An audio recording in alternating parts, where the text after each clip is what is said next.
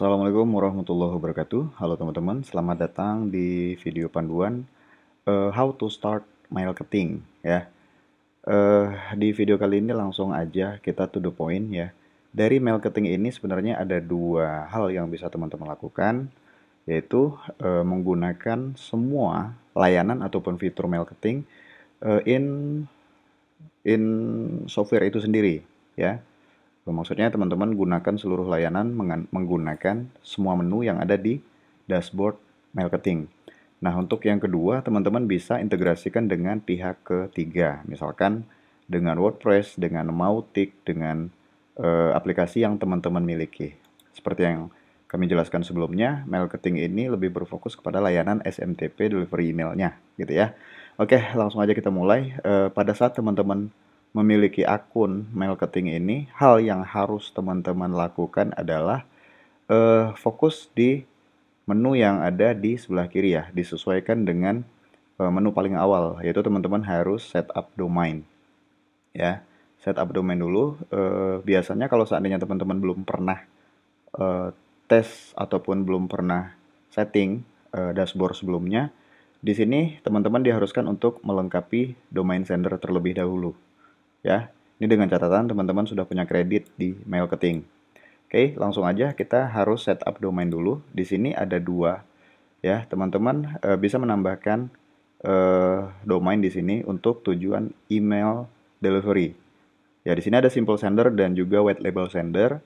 Teman-teman pilih salah satu, cuman rekomendasi kita lebih kepada white label sender. Nah, white label sender ini juga adalah salah satu layanan utama ataupun layanan unggulan dari marketing. Jadi, untuk pengiriman email itu lebih bersifat profesional, yaitu milik brand teman-teman tersendiri. Makanya ada fitur namanya white label sender. Ya, kalau untuk simple sender, ini teman-teman bisa gunakan email gratisan seperti Gmail, Yahoo, dan lain-lain.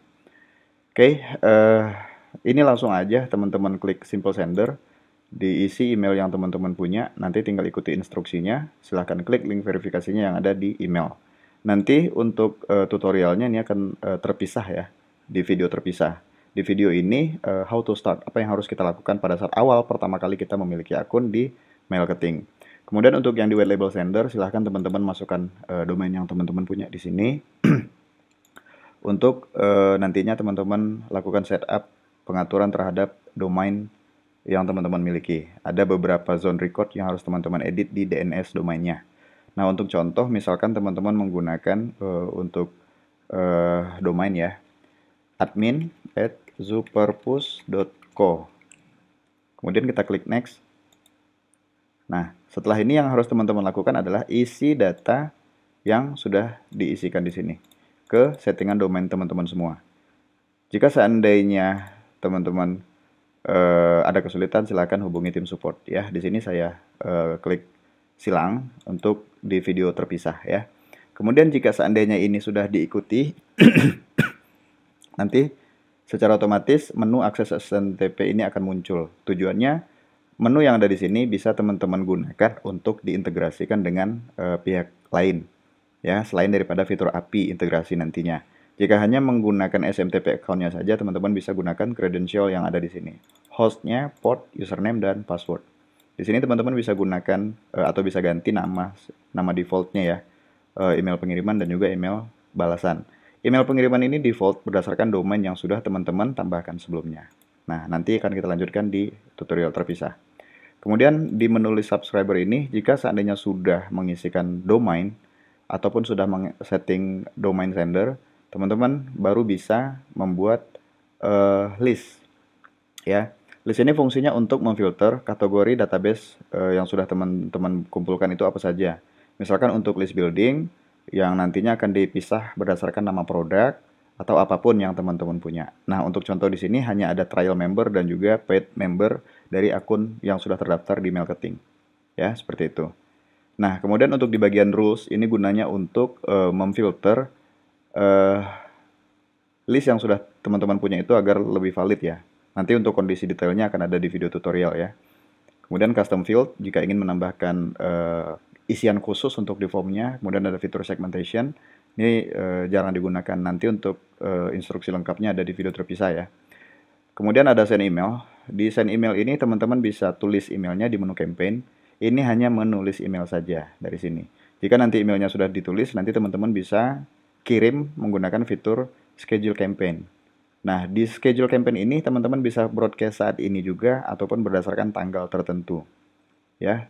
Kemudian di bagian autoresponder, di sini teman-teman bisa buat autoresponder email berseri berdasarkan form yang sudah mereka isi, berdasarkan list apa yang sudah teman-teman kumpulkan, seperti itu. Ya. Kemudian ada trigger di sini untuk dieksekusi berdasarkan aksi dari aktivitas si subscriber. Jika dia membuka email mungkin, jika dia klik link yang ada di dalam email, atau mungkin tanggal lahirnya berdasarkan kapan gitu. Ya. Oke, ini untuk actionnya nanti akan ada ucapan selamat ulang tahun atau apalah gitu ya. Ini nanti akan ada di instruksi video yang berbeda. Kemudian di bagian form and template ini, di bagian web form ini seperti biasa ya, kita bisa buat form dari sini untuk kita pasangkan di website-website yang kita punya, ya. Bisa double opt-in, single opt-in, seperti itulah ya. Untuk nanti diintegrasikan ke website yang kita punya. Kemudian untuk di bagian view all email template ini, kita bisa membuat template untuk delivery email. Secara default ini mengikuti template email yang sudah kami buat sebelumnya. Untuk di galeri ini kita bisa melihat gambar apa saja yang sudah kita upload di dalam akun marketing kita. Kemudian di menu statistik, kita bisa melihat statistik campaign yang sudah kita kirimkan sebelumnya, berapa yang buka, berapa yang unik ya, kemudian ada berapa yang unsubscribe, kemudian diklik berapa kali, dan ya intinya ini untuk melihat statistik dari campaign yang sudah kita kirimkan sebelumnya. Untuk autoresponder ini seperti sama dengan email campaign, gunanya untuk melihat statistik autoresponder yang sudah kita setting sebelumnya. Ya intinya di menu statistik ini kita melihat statistik pengiriman yang sudah kita lakukan. Nah, kemudian di menu integration ini bisa kita gunakan untuk mengintegrasikan layanan marketing dengan aplikasi pihak ketiga, dari itu Mautic, WordPress, ataupun aplikasi yang teman-teman buat sendiri. Ya. Kemudian di bagian payment ini bisa teman-teman gunakan untuk top up kredit ataupun mereferensikan orang untuk menggunakan layanan marketing. Secara menu yang ada di marketing ini seperti ini, tetapi secara fitur seperti yang kami jelaskan di halaman sales page, ada banyak hal yang bisa dilakukan oleh marketing ini untuk menunjang kebutuhan bisnis teman-teman semua. Sebagai contoh, saya bocorkan sedikit di sini. Kalau seandainya teman-teman jeli melihat, berdasarkan list yang sudah teman-teman buat, ini bisa disinkronkan dengan Facebook Leads ya. Jadi kalau seandainya teman-teman beriklan, memanfaatkan lead magnet dari iklan Facebook sangat bisa dengan mudah dihubungkan menggunakan layanan marketing, ya. Nah, di video awal ini terkait bagaimana cara mulai menggunakan layanan marketing seperti ini. Nanti untuk layanan terpisah nanti untuk tutorial terpisah akan bisa teman-teman lihat setelah video yang berikut ini. Terima kasih sudah menyaksikan video ini. Lebih dan kurang saya mohon maaf. Wassalamualaikum warahmatullahi wabarakatuh.